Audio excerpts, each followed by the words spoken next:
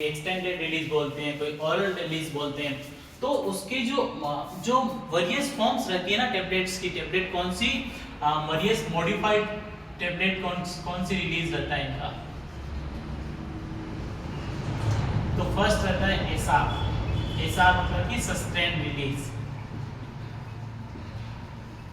Sustain release मतलब कि long lasting effect के लिए 8 से 12 घंटे तक ये दवा आपका असर करेगी, उससे ज्यादा भी कर सकती है। जैसे कि आपने डाइक्लोफेनेक पे लिखा होता है कि एसआर रिलीज, तो इसका बेनिफिट क्या होता है कि ये आपके ब्लड स्ट्रीम में स्लोली पुट होगी, ब्लड स्ट्रीम में धीरे धीरे जाएगी।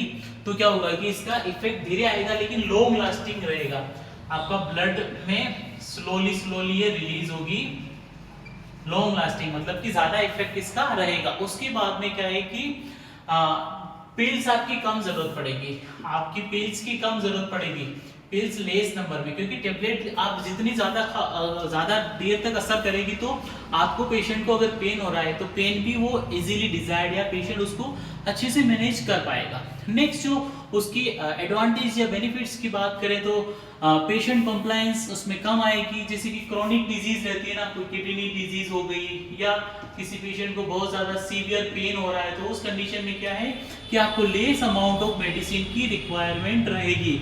जैसे आप एसआर किसी फॉर्मुलेशन के साथ में लास्ट में लिखा होता है कि मतलब कि वो फॉर्मुलेशन आपकी सस्टेन रिलीज है, वो क्या है कि लॉन्ग लास्टिंग आपका इफेक्ट देती रहेगी। उसके बाद में एक फॉर्मुलेशन आती है आपकी फास्ट, वो कौन सी है, fast dissolving tablet. Fast dissolving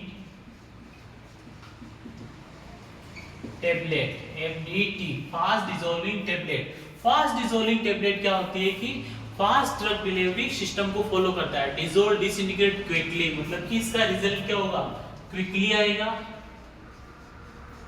quickly इसका रिजल्ट आएगा, फास्टली। उसके बाद में क्या होगा कि ओरल कैविटी और सलाइवा के साथ में आपका जो सलाइवा होगा ना, लार जिसको बोलते हैं, लार के साथ में घुलने के बाद ये अपना क्विकली रिजल्ट दिखाना शुरू कर देती है। इसीलिए इसको ये क्या है कि फास्ट मेल्ट हो जाती है, क्विक मेल्ट हो जाती है और ओरली मुंह में ये दवा डिसइंटीग्रेट होना शुरू हो जाएगी। इसका एडवांटेज क्या है कि पानी की जरूरत नहीं पड़ेगी आपको, उसके बाद में बच्चे भी इसको बहुत इजीली ले सकते हैं। लेकिन क्या है कि डिसएडवांटेज की बात करें तो क्या है कि मैकेनिकल स्ट्रेंथ नहीं होगी और लॉन्ग लास्टिंग इफेक्ट नहीं आएगा, तो जिससे क्या है कि आपकी कॉस्ट बढ़ जाएगी।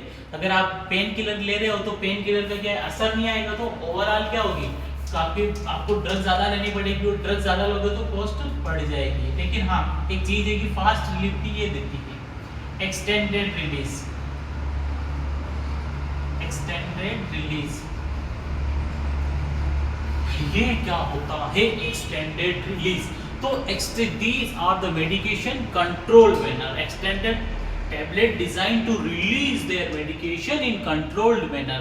These slowly release drug into body over a period of time usually 12 hours to 24 hours.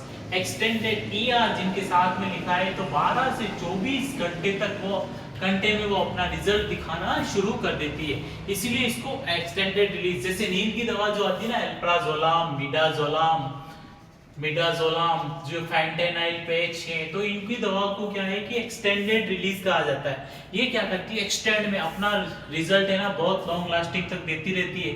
उसके बाद में क्या है कि ये पेशेंट को बार बार परेशान नहीं होता है, ड्रग शो कंप्लीट एब्जॉर्प्शन हो जाता है।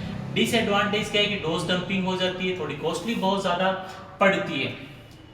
उसके बाद में ना एक दवा आती है आपकी मल्टी लेयर टेबलेट। ये क्या होती है, मल्टी लेयर मतलब एक से ज्यादा लेयर उस टेबलेट की होती है, multiple layer tablet. Multiple layer tablet में क्या होता है कि थोड़ी उसकी लेयर्स ज्यादा रहती है, 1 to 2 लेयर्स होती है। इसमें क्या है कि possibly immediate release quantity in 1 layer, slowly release in second layer. एक दवा तो क्या फास्टली इफेक्ट करेगी लेकिन सेकंड वाला लेयर स्लोली करेगा। जैसे कि आप मेटफॉर्मिन शुगर की दवा ले लीजिए, उसके बाद में डोरोस्टेटिन जो कि आपके लिपिड लोअर करने के लिए आते हैं ना, कोलेस्ट्रॉल के लिए, उसके बाद हाइपरलिपिडेमी ड्रग। तो ये क्या होती है कि मल्टीपल इनकम्पेटेबल, इसमें क्या होती है बहुत सारे एक्टिव फार्मास्यूटिकल इंग्रेडिएंट होते हैं जो कि एक सिंगल टेबलेट में ही आप उसको कंबाइन करके बना सकते हैं। लेकिन होता क्या है कि इनको सेपरेट करना, लेयर के रूप में सेपरेट करना थोड़ा सा मतलब टफ हो जाता है। लेकिन दूसरी बात जो होती है डिसएडवांटेज, बहुत कॉस्टली पड़ता है, नॉर्मल पेशेंट को खरीद नहीं सकता है। क्या है कि ये टेबलेट आती है कम से कम 5,000 6,000 की, मतलब टेबलेट्स की कॉस्टिंग होना स्टार्ट हो जाती है। तो ये कार्डियक पेशेंट है, हाइपरलिपिडेमिक पेशेंट है, उन पेशेंट्स के लिए काफी ज्यादा यूजफुल रहती है। तो कंटिन्यू करेंगे अब नेक्स्ट इवैल्यूएशन पैरामीटर्स, टेबलेट के कौन कौन से इवैल्यूएशन पैरामीटर होते हैं जो काम में लिए जाते हैं।